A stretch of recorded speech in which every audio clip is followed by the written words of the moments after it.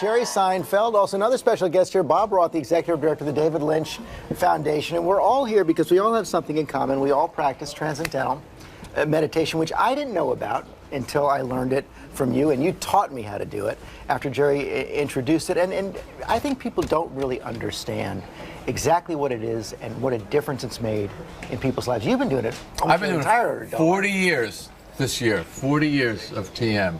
Now, you just started doing it. 2 years. I'm in my second year. And you have this insane job, right? Which you've learned all about this morning. Yeah.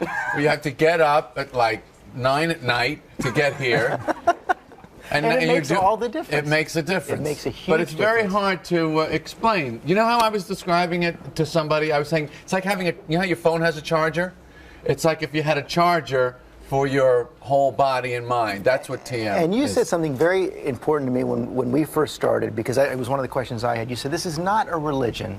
It's a technique. It's compatible with all kinds of religions. What it really does is try to get the stress out of your life, and now scientists are finding real health benefits. Well, the whole idea is that we have very active, noisy levels of the mind, that we sort of got to go here, got to do this, got to do that. But every human being has deep within a settled, calm, silent level of their mind. And this transcendental meditation is just an effortless way to have the active, excited mind settle down, experience that inner calm. At the same time, the body gains a very deep state of rest.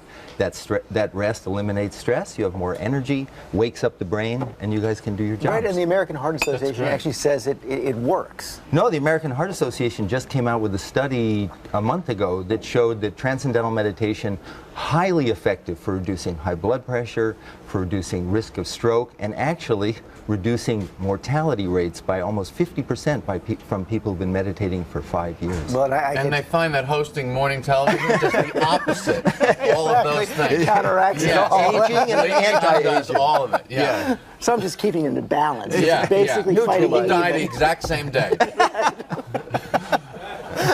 You would have, yeah. That's really reassuring, Jerry. Yeah. Thanks very much. Welcome. You're also doing some I'm going to move over right now to some very exciting work you guys are doing, because it's not just, it can help anybody, but you guys are going into schools right now, helping at-risk kids, helping soldiers coming back from Iraq, Afghanistan, who are suffering from post-traumatic stress, also women who've been the victims of violence.